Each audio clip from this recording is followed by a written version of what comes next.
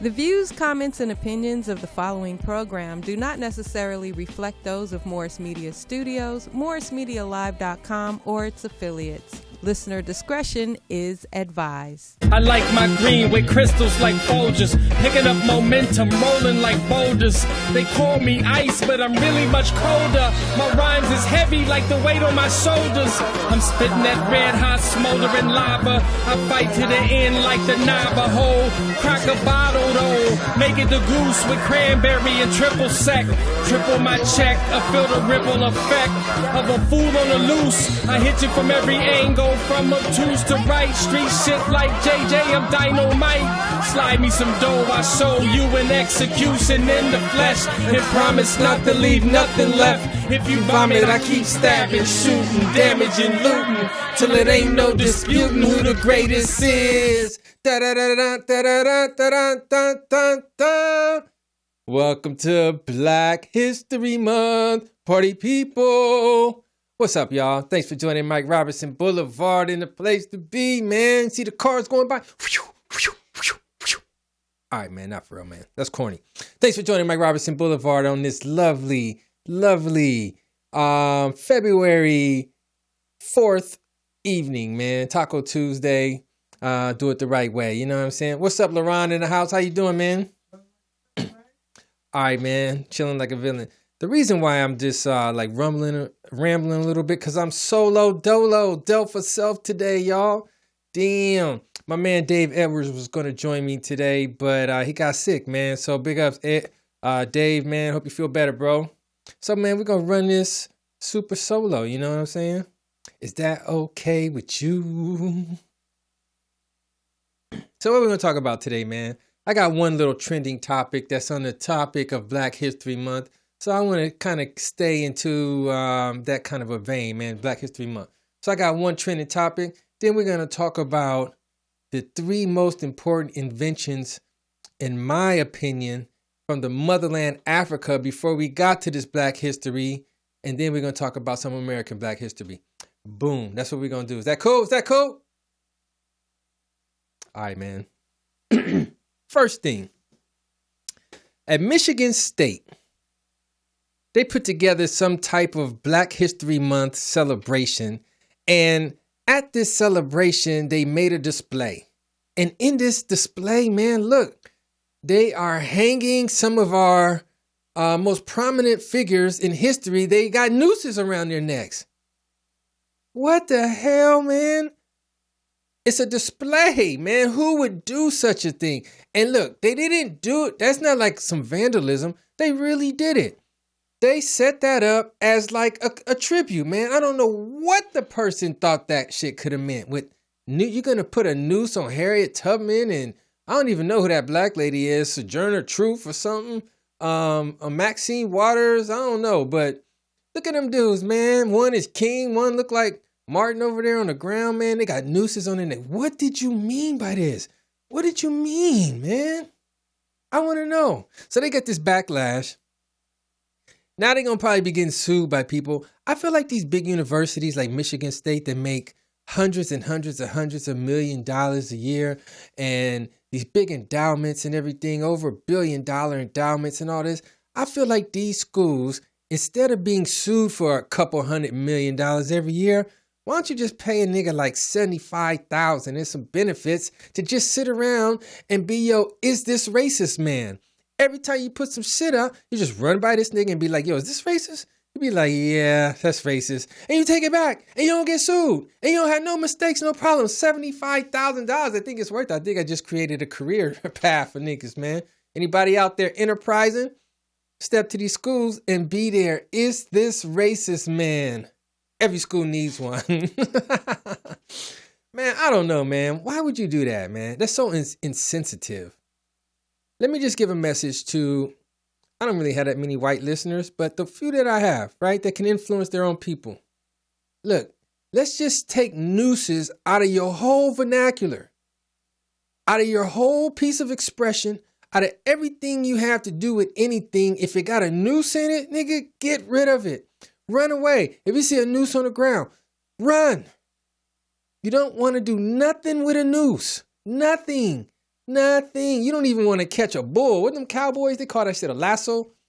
You don't even want the lasso. Are you listening? You don't want the lasso, man. Nothing with the little rope with a noose on it. No Jussie Smollett type shit. Michigan State, y'all gonna get it right one of these days, man. And the rest of the colleges, man, just get the coon shit out of your life, man. I think you'll be all right, man. I don't know. All right, man. Next item. So, Black History Month was created and designed so that Black Americans here can share some of the great accomplishments of Black Americans, and give people, I guess, an extra view on some of the contributions of Black people in this country. That's what this shit is about, right? So I figure that before I even talk about that, I have to take it back because we often ignore some of the contributions of our great forefathers of Mother Africa, who literally created everything that there is. Literally everything. Do you realize that Africans created chewing, nigga? Chewing. Breathing. Motherfuckers was not breathing. It's so simple. You think it's so simple. We definitely created doggy style. We were the first ones, man. We've done that shit for at least 25,000 years before anybody else stumbled upon that, nigga. But that's another story. So let's go with my number 3 item. Number 3 creation that we should be impressed by and we don't get enough credit for.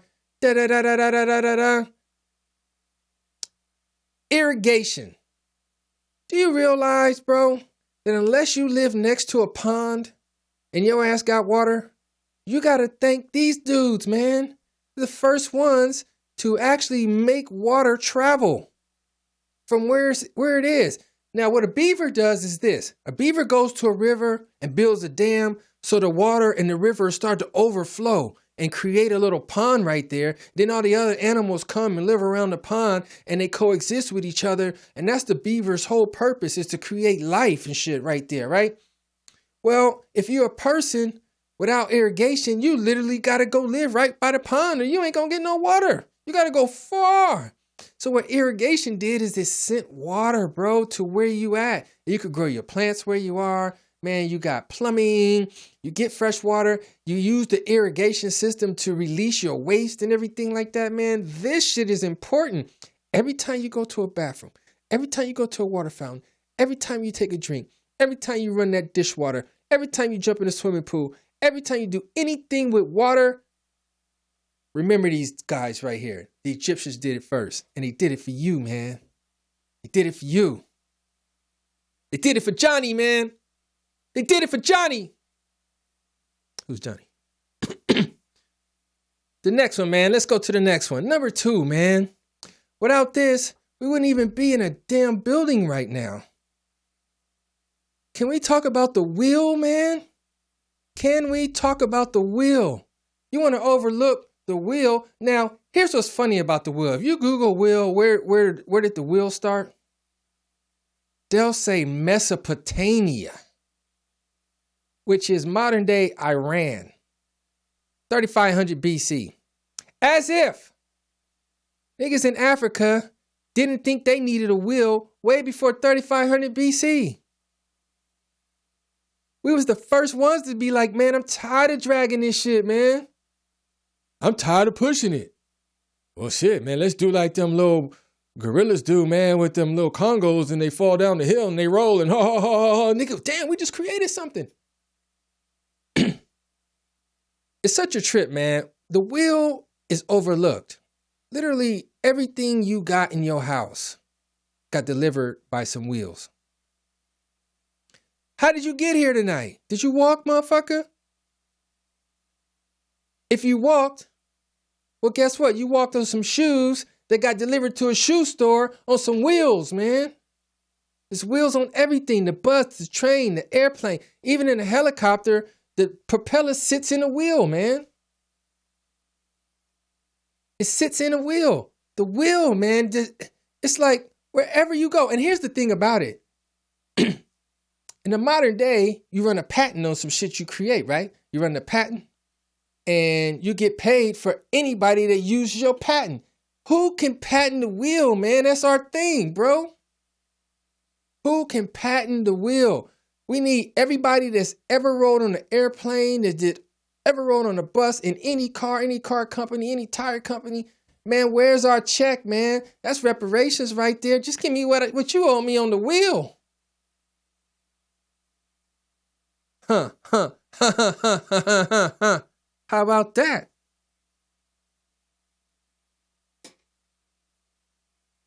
You want to think about things that's not even about transportation with the wheel, man. It's all types of shit. What about the wheels of steel? What about that? Niggas is cutting and scratching on the wheels of steel. You don't even think about it, but that's a wheel, bro. And then from the creation of the wheel created motion in parts where you can have a hinge. You couldn't even have a hinge without the wheel. How about that? You couldn't even roll around your dear old mammy and your dear old pappy. You couldn't push them in the wheelchair, man, without the wheels. You'd be dragging them. Shit was important, man. I'm not gonna give it to the Mesopotamians, man. I'm giving that to the Africans for one reason and one reason only. Which brings me to my next item. The Great Pyramids of Egypt. No one can tell us how they got them big ass blocks that's 4 tons and 5 tons stacked up on that pyramid. How did they get them there? Where did it come from? No one can tell us. What did they do, man? Some magic? You want to act like it's really some aliens, man? It ain't no aliens, bro. That's not aliens. That's some smart ass MFers, man. And guess what they got those things moving with? Some type of wheel contraption. Contraption, I mean. Not contractions. Because they ain't having no babies and shit. Contraption. Dude. You know how big those blocks are, man? They like a SUV, man. They huge. One block, bro, is full. Dude, it's tons and tons and tons of weight, man. And to think of how high they stacked that sucker up. Now, if you look at this, what I want you to really understand is from the creation of the pyramids came the creation of geometry, and from the creation of geometry became the creation of trigonometry and physics and so on and so on and so on. It's a trip because, can you put that picture back up? If you look at this, I want you to focus on that top point. It's where those 2 circles meet at the top and meet at the bottom. And then if you look at the angles from the left to the right to the top, everything has a part that corresponds to another part equally, evenly. And then when they have the coordinates of where the pyramid is located, it's in direct correlation to the pathway of the moon. There's so many levels to this, but this is the creation of it. So those 2 circles side by side divided by the triangle space gives you what? It gives you pi. And what is that? Pi is an equation that goes on forever and ever, and it never solves itself, right? Infinity. They call it infinity only because they don't have an answer to it. But the answers rely right there, man, on the screen, man. Now, let me just be straight up so you understand this. That level of mathematics right there is beyond my personal levels of comprehension. I took geometry and, I got a good grade, but it really was smushing up to the teacher type shit. But with that aside, how did they get the pyramids built? Here's what's so interesting about the pyramids as well is the way it was built and the location that it was built in. They had to know the height of it before they started. They knew where the center was going to meet before they started, and then spaced the sides appropriately and raised all the way up to the top. Nobody don't know how they got those things up there. How the hell do you get them big ass blocks up to the top? Nobody could say. You wasn't just lifting that big ass heavy shit. No. The answer to that is no. So they had to be using leverage. They had to be using intelligence. They had to be using understanding of distance times weight times pull times momentum. All these things are concepts that didn't exist, man. Can you imagine having to come up with what momentum is and leverage? These were some bad MFers, man. And every building from there till now and beyond will be using these principles. And these principles is what we call geometry, people. Facts. Anybody want to call in? 323-293-3375, man. Call Mike Robertson Blvd. Tell me where I'm wrong. Tell me where I'm right. Or tell me what's on your mind tonight. Ooh, that shit was dope. Tell me what's on your mind tonight, man. In this nice little Black History Month, man. For real. So I want to say that those three things, irrigation, the wheel, and the Great Pyramids, are things that led to everything we do. Okay? Everything we do today has not been improved upon. It has not. Now, fool's got the new little wheel with the tire on it, and you got the cast metal precision inside this, that, and the other. But the wheel is still the wheel. You got the new little sewage system, with bricks on this side and cement on this side, and you got the drainage right here, and you got the drainage right there. Well, look, the irrigation is still just irrigation. Where's the water source, and where's the ditch that's going to take it from the water source to its location? Then let's not even get into the pumps and the reservoirs and all those types of things. Just gonna stick with the irrigation, man. Still using that to this day. Cannot be replaced. And the last thing is the mathematics. Cannot be replaced, bro. Cannot. That's who we are, man. That's where we come from. That's who our people are, bro. So look, we're gonna take a quick little brise. We're gonna come back talking about some American Black history. Let's do it. 5,000 G. All niggas do. 1, 2, 3, 4, 5, 6, 7, 8 little bars. That's all niggas do. So the next 8 little bars are for you. 8 little bars. That's all niggas do. 1, 2, 3, 4, 5, 6, 7, 8. 8 little bars, that's all niggas do. Fatherless boys, I say it's the worst. A close number 2 is the church. Every time I see a preacher sit there perched, this shit hurt. It make a nigga MC search. Next is the prisons, that's corporate. Conflicts of interest, pay for the crime with interest. We a small portion, locked in inappropriate proportions. Never leaving a fortress, but when I smile bright, it's gorgeous. 8 little bars, that's all niggas do. So the next 8 little bars are for you. 8 little bars, that's all niggas do. So the next 8 little bars are for you. 8 little bars, that's all niggas do. So the next 8 little bars are for you. 8 little bars, That's all niggas do. So the next 8 bars are for you. What up, y'all? What's up, party people?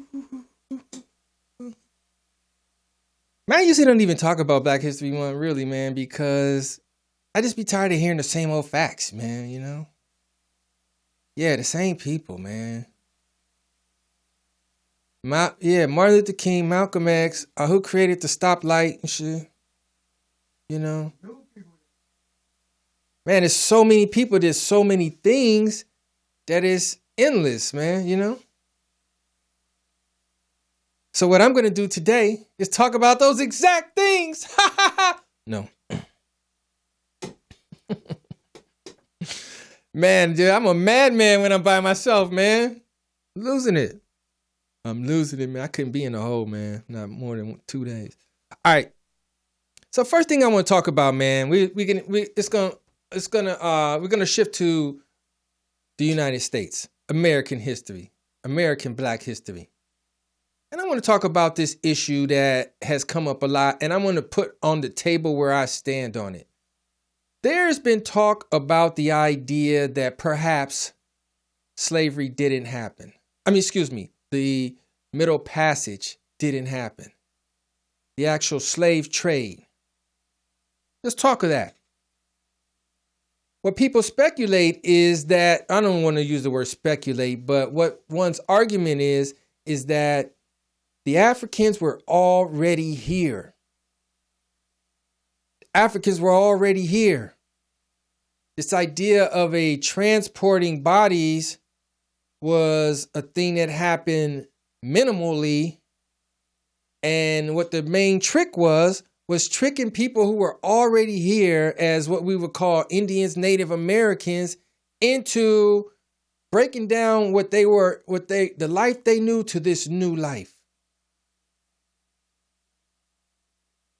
That's the theory.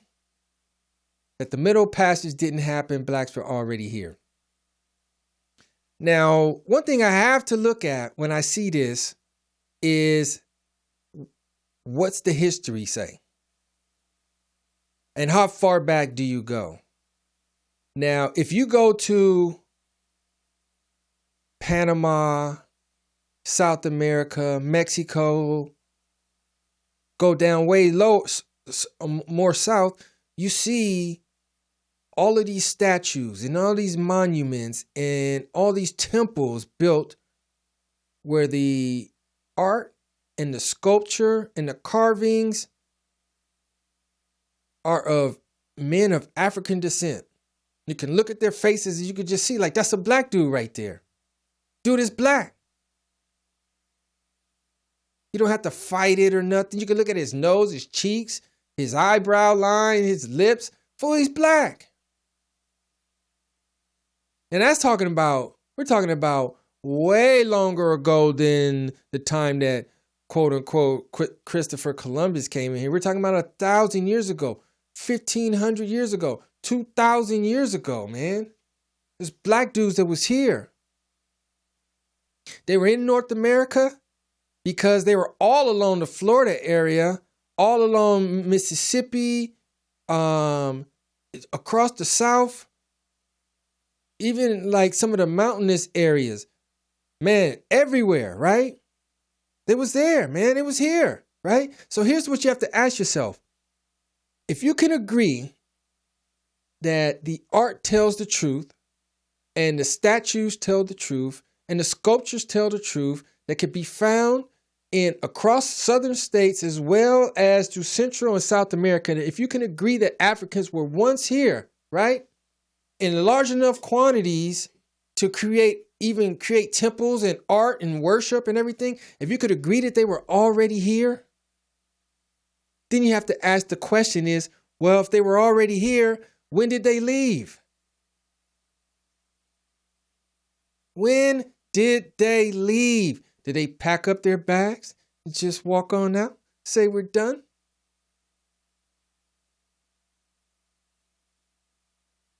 Hello? Knock, knock. When did they leave? Got to ask that question. I don't have the answer. Part of the answer would be they probably never left. But then it comes into play, what were the numbers? Who were they? Where were they? And all these things. But that's a question to ask yourself in an argument such as this. Now, one thing I find fishy is that this whole thing with people doing DNA tests. Okay?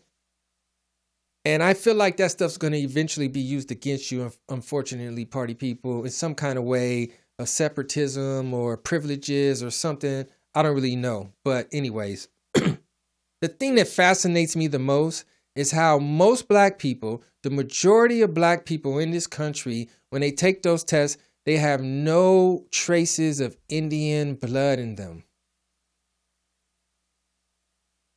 Ask your friends, ask your neighbors, ask your coworkers, how much Indian did you have? They'll have like Cameroon and Irish.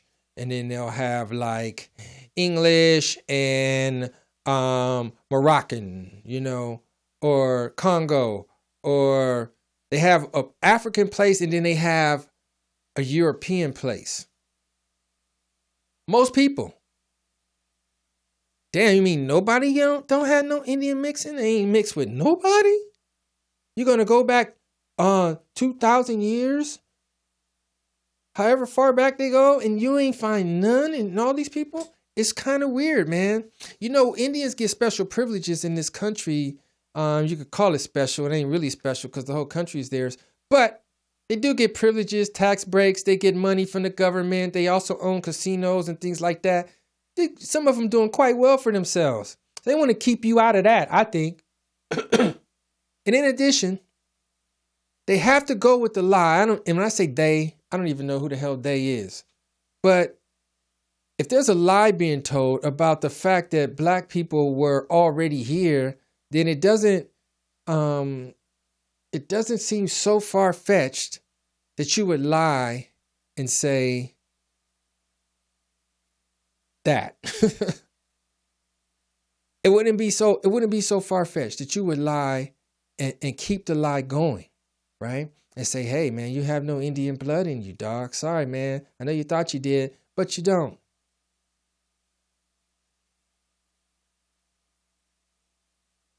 So I don't know. So anyway, those are a few facts to put on the table. So here's my theory.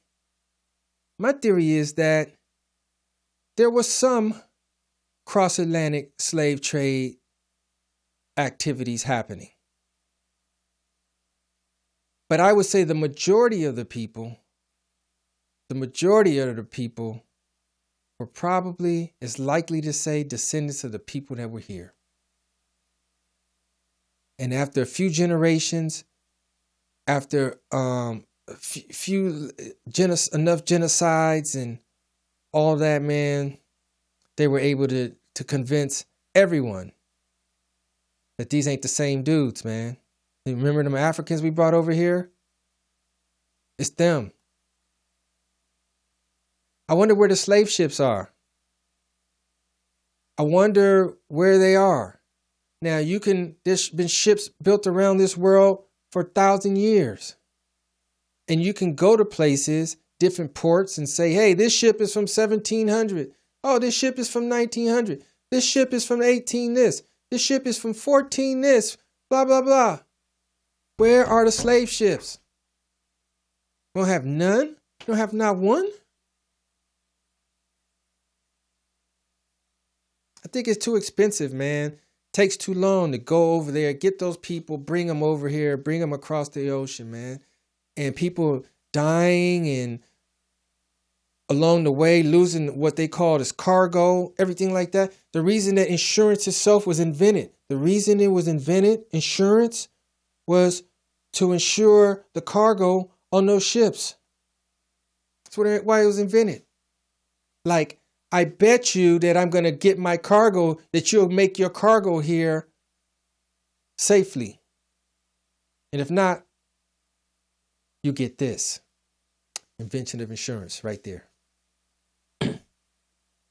So I don't know, man. It's a hard one. There's definitely some levels of, man, the slave trade happened. Definitely. A lot of people got brought over. A lot of families got separated. All those things happened. I just don't know if it was to the degree. That's the part. That's the part that is confusing. I don't just accept every little thing that I get. That part is confusing a little bit.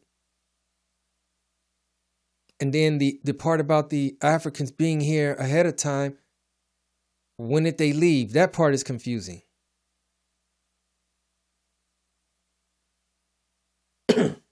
Very confusing.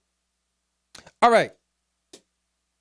Next thing I want to talk about, I want to talk about a few things that basically some contributions that we've had that maybe we talk about during many of these little Black History Month discussions. But anyway, I'm going to bust it out.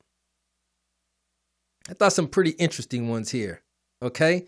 This lady named Shirley Ann Jackson. Okay. She created, get this party people, the caller ID and call waiting. You know what that has done for your life, black people. To be able to look at that phone and say, I'm not going to answer it. You know how many bill collectors wish she wouldn't have created that? You know how many bullies, you know how many dear old grandpappies with nothing to talk about that be calling you all the time? And you could look at it and be like, I'm not going to answer. 1-800 numbers, you used to have to answer every phone call. Every single phone call. You didn't know if it was going to be that hot chick that you like or your bill collector. You didn't know if it was going to be the school principal calling or if it was going to be your next door neighbor. Every call, man, was different. So this lady, Shirley Ann Jackson, no one likes picking up a call from an unknown number, particularly if you're already on the phone with someone else. This issue was solved by a black inventor and physicist Shirley Ann Jackson. Jackson. Miss Jackson, if you're nasty. The first black woman to ever earn a doctorate from the Massachusetts Institute of Technology. Jackson led research to develop caller ID and call waiting functions while working at AT&T in the laboratories. Literally created this, man. We still use it to this very day. It's on your phones, man. Made your life easier. I like that one. Next one, very impressive. Very, very impressive in our everyday lives. Mr. James E. West. Anybody heard of him? Anyone? Mr. James E. West created the electronic microphone. What? Are you serious? Look, it says, even for those who aren't quick to pick up the microphone during karaoke, microphones are used every day to communicate over distances far and wide.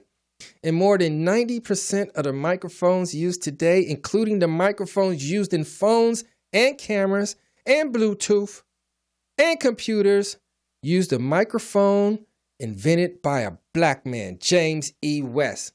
Damn.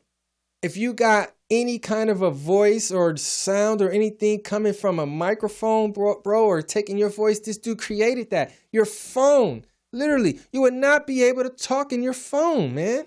Do you get it? It is crazy. And this is something that happened in 1964.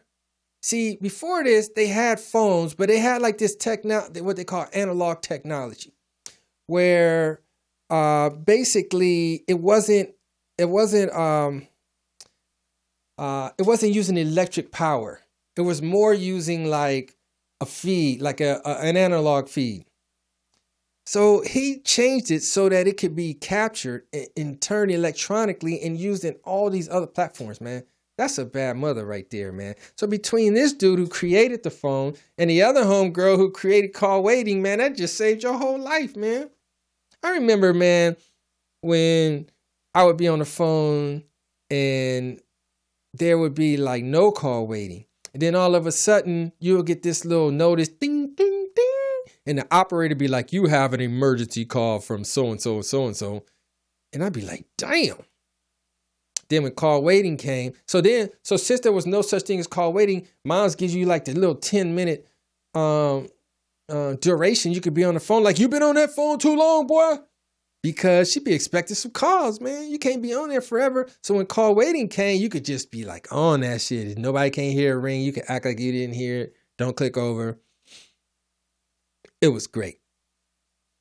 That all happened, man. So just think about that, man. Now, this next dude, look how it's all going together, okay? Mark Dean created the color IBM PC monitor and gigahertz chip, amongst many other things. The monitor is beautiful. You get to see it. Yes, it's great and everything. What an invention, right? But to go even further and say he invented the gigahertz chip, that literally runs everything you got. your phones, all your computers, the whole entire internet, every app that you have, all these games, all the video games, everything, bro, for it to be able to process 8,000-9,000 bits of information in a second. Shit used to only be having one function. You couldn't even have copy, paste, save, screen this, screen that, enlarge this, delete that. You couldn't even have none of that. The computer couldn't even remember to do it all. It didn't have memory. Are you getting this?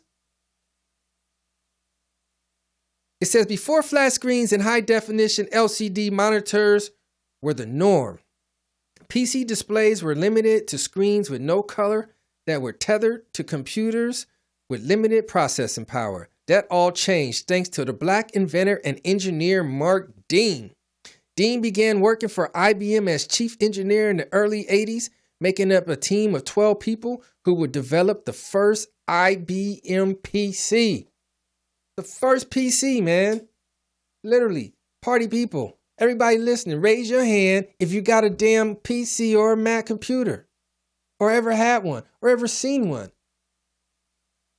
Raise your hand.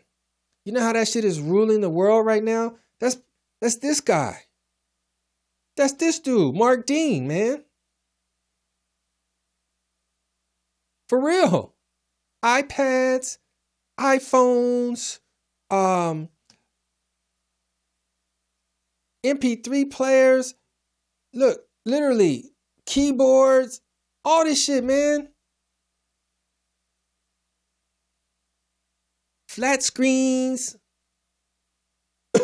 anything that needs a processor. In addition to that, creating the IBM PC. It says, in addition to helping create IBM's original machine in its early days with the company, he also worked to develop the color monitor and led the team to develop the first gigahertz processor. It's a bad mother right there. These are the contributions, people. You think about this thing like the stoplight. No, man, we're talking about something you use every day. Do you realize that cars are now run on computer chips? Literally, cars have a little brain in them that control all your stuff, from your locks to the anti-lock brakes, to the sensors, to the radio, to the light switches. Everything is controlled through a processor, man. Literally, man. This dude, I'm trying to tell you, man, it's next level. It's in your life. This next guy. This is very controversial, by the way. But this story is about this dude named Lewis Latimer. Do we know who this guy is? Lewis Latimer invented the carbon light bulb. Now, what's a trip about this is Thomas Edison gets the credit for inventing the light bulb. Okay? Gets the credit. And that's where the controversy come in, because some people say this guy Lewis Latimer invented the light bulb. Okay? That's what's out there. That's where the disagreements are about where it came from. But they do give him credit, because Thomas Edison created a light bulb that turned on but wouldn't stay on. Let's get that, people. His bulb would turn on, but it wouldn't stay on. So, good job, man, if you're going to keep flickering that sucker on all night. Damn good work, partner. So he came along behind him and was like, nah, man, I really wasn't finished yet. It wasn't done, man. You all out there bad with it, and your shit won't even stay on. I know it won't stay on. I wasn't done yet. Lewis Latimer comes in and comes up with this carbon light bulb filament, that little shit that goes on the inside that makes it stay on, not forever, but extended periods of time. What does it say? The light bulb itself was invented by Thomas Edison, allegedly, but the innovation used to create longer lasting light bulbs with a carbon filament came from African-American inventor Lewis Latimer. Latimer, the son of runaway slaves, began work in a patent law firm after serving in the military for the Union during the Civil War. He was recognized for his talent drafting patents and was promoted to head draftsman, where he co-invented and improved bathrooms and railroad trains. Damn. He would further get attention from the U.S. electric lighting for his contributions to the light bulb, so on and so forth. Lewis Latimer, we celebrate you, man. Right now in this damn room, you see me. Why? Because of Lewis Latimer. You driving tonight? It's a little dark on them streets, man. You know why you can see? Lewis Latimer. You're scared of the dark, man. You can't sleep at night, man. You want to use your little room light that you plug in all night, man. Your little night light, man.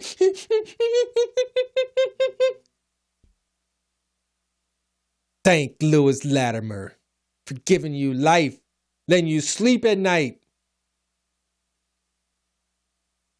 You can't celebrate the stoplight before you celebrate the light. They want us to celebrate the dude that created the stoplight. Without celebrating the dude that created the light.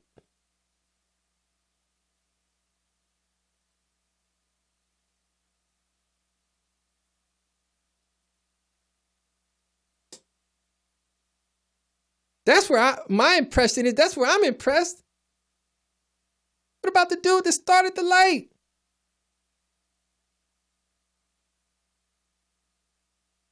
I'm trying to tell you, man. Did I mention we started fire?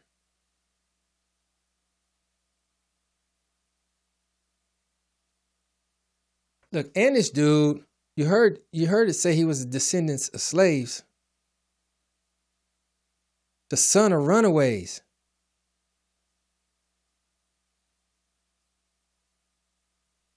Gotta think about that, man. Being a runaway slave, man, having a kid, and your son grows up and invents light, the light bulb. Come on, man. That's special stuff right there. What's my next item?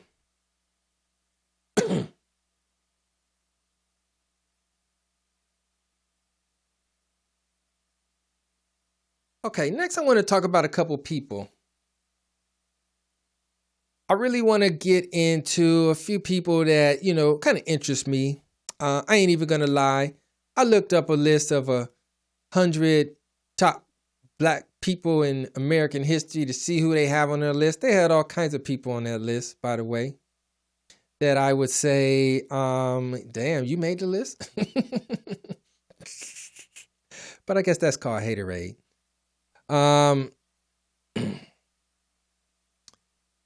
First one I want to talk about. I want to talk about this dude, Crispus Attucks. Crispus Attucks. Do we know who Crispus Attucks is? No, we've heard that name. Famous for a couple things. Crispus Attucks, so you know, was the first person killed in the American Revolutionary War. First person, a black man. I know he probably was like, damn, why are you shooting me? The first person. It was through his death that they even knew that it was on. First person. Born in 1723, killed in 1770. Crispus Attucks was an American. The hell is that? Stevedore? I don't know. Y'all know I didn't do that well in school. Of African and Native American descent. widely regarded as the first person killed in the Boston Massacre and thus the first American killed in the American Revolution. Historians disagree on whether he was a free man or an escaped slave, but most agree that he was black. Dang, man. Why I gotta go first, man? Why you gotta take Crispus?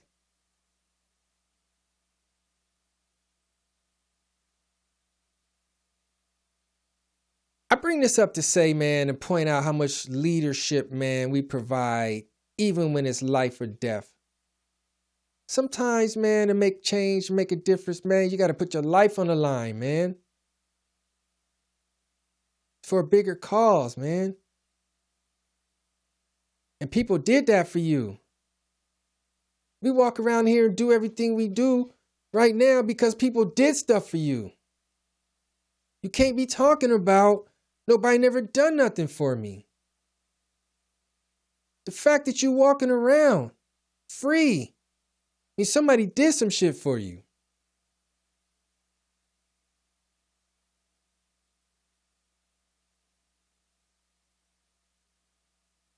How old was you when you went to the liquor store for the first time, nigga? 2? 1? Went and bought your own Similac? And hot Cheetos? No, man, you have forefathers, man. People put their life on the line, man. Like this next person, Miss Harriet Tubman. She was a bad mother. The quote I like the most is, I freed over 1,000 slaves, and I would have freed over 1,000 more if they knew they were slaves. You know how deep that is, bro? I could have freed you, but you didn't even know you was a slave. These dudes that came with me, they knew they was running from something. You accepted it as your life.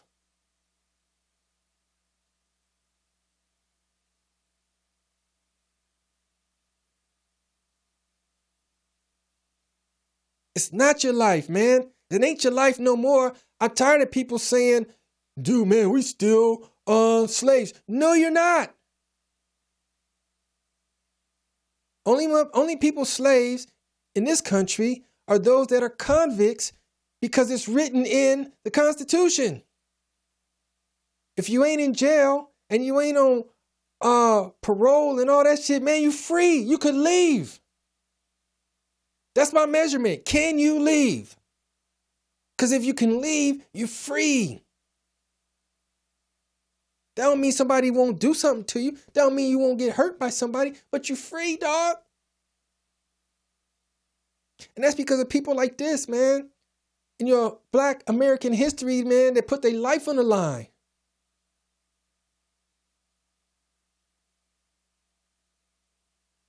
Yeah, I know the police out there, and you got this out there, man. You got that out there. There's obstacles everywhere, man. There was obstacles in ancient times with pterodactyls and shit. Did you see Joey, man? He got picked up by a pterodactyl, man. It's that type shit was happening. It's always obstacles, man. But you're free. Can you leave? That's the question you must ask yourself. Can you leave?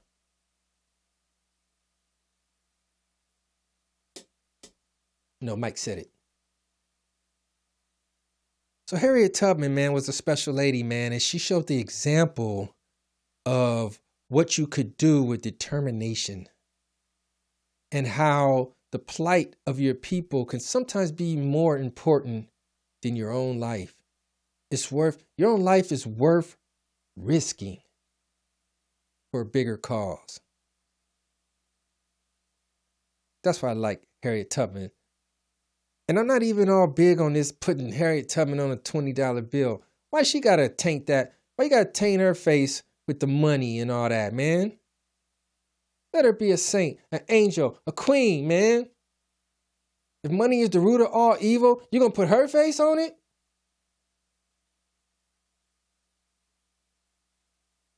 What, to make it look like it ain't the root of all evil no more? I never was with that. Harriet Tubman. Why don't you put P. Diddy on that motherfucker? Somebody like that. You want a black face?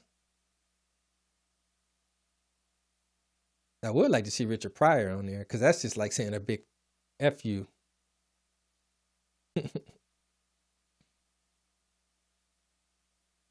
All right, man, I could go on a long time with this stuff, party people.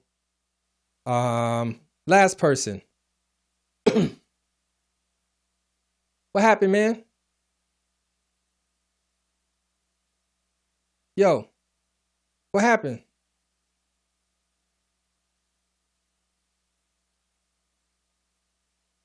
Oh. All right, sorry about that, Facebook people.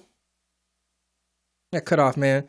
All right, the last person I want to talk about is Jack Johnson. Jack Johnson was a boxer.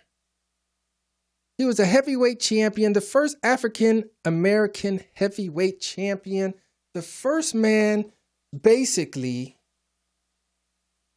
able to legally fight a white man. And boy, did he fight him. He was the champion of the world very quickly and had a long list of fights. Fights that basically before there were rules, they would go 20 rounds sometimes. 15 rounds, 20, 25 rounds sometimes. And the rounds were longer. He was a bad mother. Very rich, very influential in the black community. And one thing though, he was in love with them white women. Oh, man. So basically, let me read this, man. At the height of the Jim Crow era, he became the first African-American world heavyweight champion in 1908. Among the period's most dominant champions, Johnson remains the boxing legend. With his 1910 fight against James A. Jeffries, dubbed the fight of the century. Okay? Now, it says that in 1912, Johnson opened a successful and luxurious Black and Tan restaurant and nightclub, which was in part run by his wife, a white woman. And this was a desegregated bar.